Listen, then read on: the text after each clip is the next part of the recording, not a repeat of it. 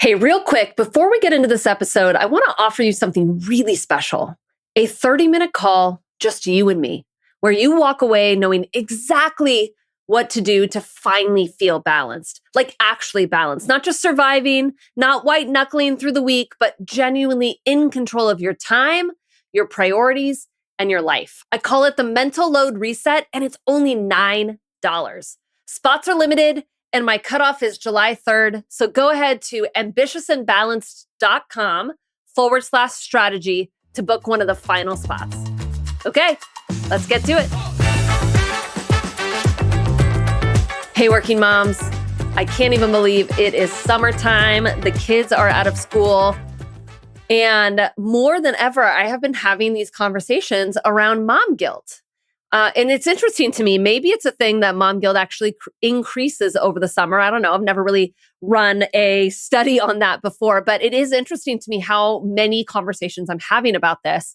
And the thing that always strikes me about it is that working mom guilt, we sort of talk about it like it's a part of the job description. Like when you become a working mom, it just comes with the territory. It's like the fine print, right? And I want to sort of push back on that today because I think we have normalized something and it's actually costing us a lot more than we realize. And more importantly, I think it's really misunderstood what guilt is actually trying to tell us. Because if you want, I actually think guilt can be more of a guide to sort of help point you to the things that matter. And so that's what we're going to talk about today, how to get unstuck from mom guilt. So here's one of the biggest lies I think that guilt tells us as working mom. It tells us that we can't have it all. And because guilt is so widely accepted and sort of goes unquestioned by so many working moms, we don't catch it early enough. And so then the guilt just starts to feel worse and worse and worse over time, almost like we're sort of digging ourselves into a guilt hole of sorts. And it feels heavy and like we're failing our kids and we're failing at life. And then, of course, the longer that goes on, which for a lot of my clients, that really like starts the moment they start having kids. And then by the time we work together, it's at least a few years in. And so they've been dealing with this like deep sense of like painful guilt for years now. And most commonly, what I hear from people that experience what I'll now call like chronic guilt is what they've told me is that they have believed that that guilt means that they can't have it all. And now I've had a number of conversations with working moms over the past several weeks in a number of different spaces, like in my personal life. And I've been interviewed on podcasts and I've had people on my podcast and some LinkedIn interviews and all these things. I've had all of these conversations around guilt lately that have been coming up. And then inevitably, what happens is we have this conversation about guilt, and then it sort of transforms into a conversation about having it all.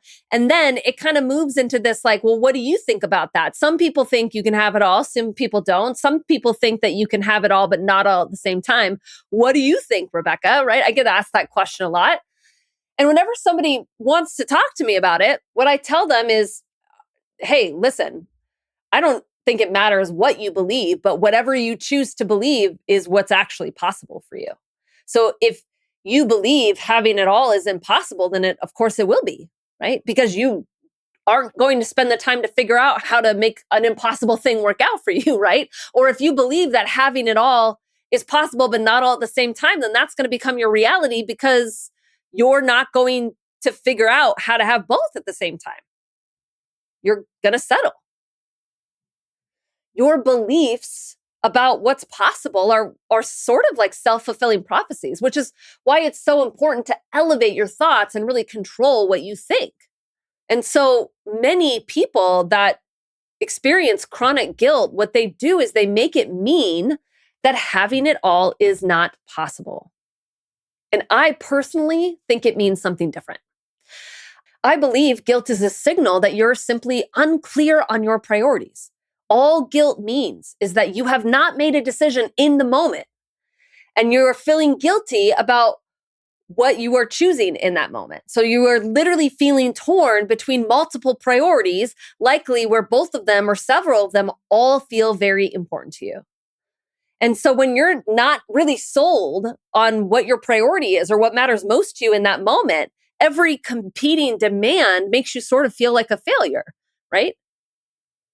When work is pulling at you and the kids are pulling at you and you're feeling torn between both of those, it sort of feels like you're losing at both of those. That's not a guilt problem. That's a clarity problem. That's why giving your brain really clear direction and deciding what having it all really means to you, what balance means to you, what success means to you, what your priorities are, what your most important things are to you. That's why it's step one of every single process I ever create. Clarity. It has to be step one. Your brain needs to have direction. It needs to know, right? It's the very first step in the ambitious and balanced process. A few weeks ago, here on the podcast, you heard from my friend and client, Allison, who graduated from the Ambitious and Balanced program back in December. Highly recommend you go back and listen to that episode, to her story, because it's really inspiring to hear how other women are figuring out how to have it all. Literally, like they're talking about their process and their breakthroughs and their transformation. And when you hear it from them, it's going to help unlock it for you. So I definitely want you to go back and listen. But if you remember, Allison talked about how guilty she felt all the time. She's a real estate agent. She has a 4-year-old and a 6-year-old, very active in her community. And she has sort of this low hum level of guilt that was eating away at her and had been for years by the time we worked together.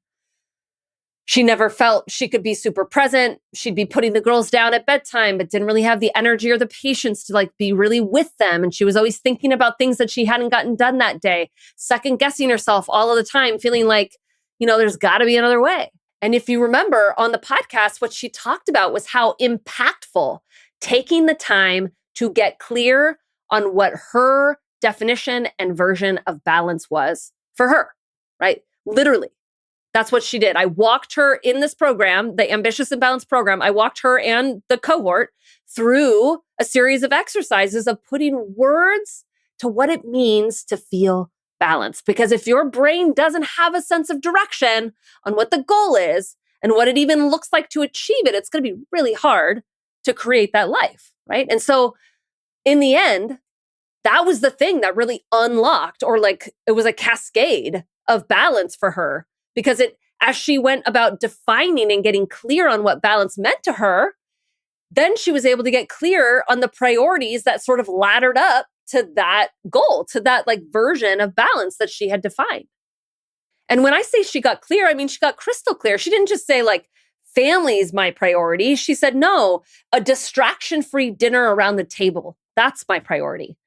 Connection at bedtime with no phone, where I'm like highly focused on them. That's my priority, right? And so when she got really clear on those things, all of a sudden she didn't feel like she had to be present with them all of the time. Then all of a sudden she could multitask in other moments throughout the day with her girls. She could be trying to, finish a last minute email and checking dinner, and her kids could be watching a show or doing something. And she didn't have to feel guilty about all of that because she'd already decided that those were the most important moments in her day. They weren't how she wanted to define balance and success, right? And so that level of clarity for her on her priorities and what mattered most to her actually created this sort of absence of guilt. Guilt is not the proof that you're doing something wrong. I want to say that again. Guilt is not proof that you are doing something wrong. It is an indication that you are not clear on what is most important in that moment, and you're probably trying to do it all.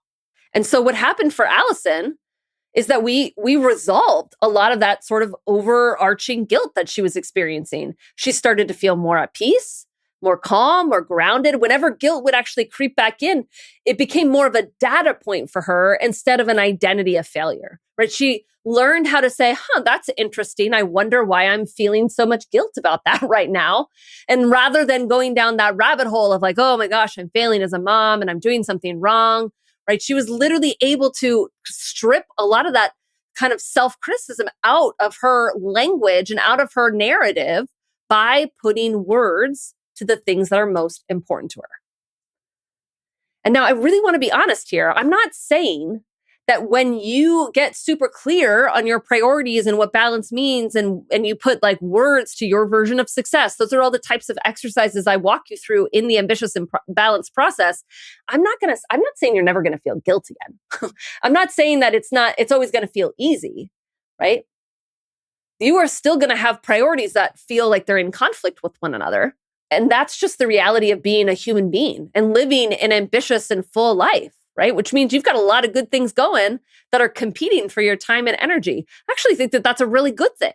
So if you were to join one of my ambitious and balanced cohorts, I'm not saying that we're alleviating all the hard and all the guilt, but I am saying that I'm going to teach you how to make decisions in that moment that you feel really empowered by and aligned with, so that you don't feel guilty all of the time. That I for sure can promise.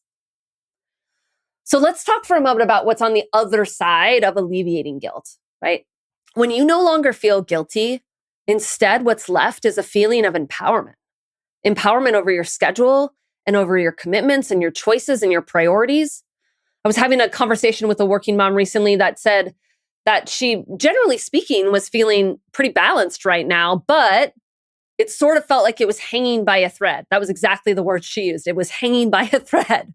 So when you give yourself space and structure to get clear on your priorities and over that definition of balance and success, work-life balance is no longer going to feel like it's hanging by a thread. You're going to feel so much more in control of it. And in that moment, when your priorities still feel like they're like competing with one another, or you've got like two good things that are vying for your attention, like rather than feeling this deep sense of guilt and failure, it's going to feel so much more manageable.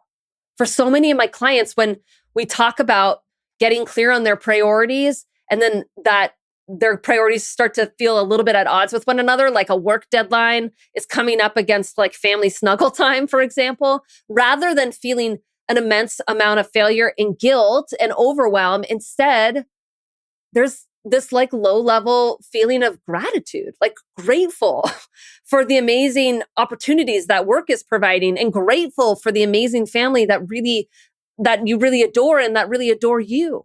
Like, wouldn't you rather feel gratitude instead of guilt? I know I would.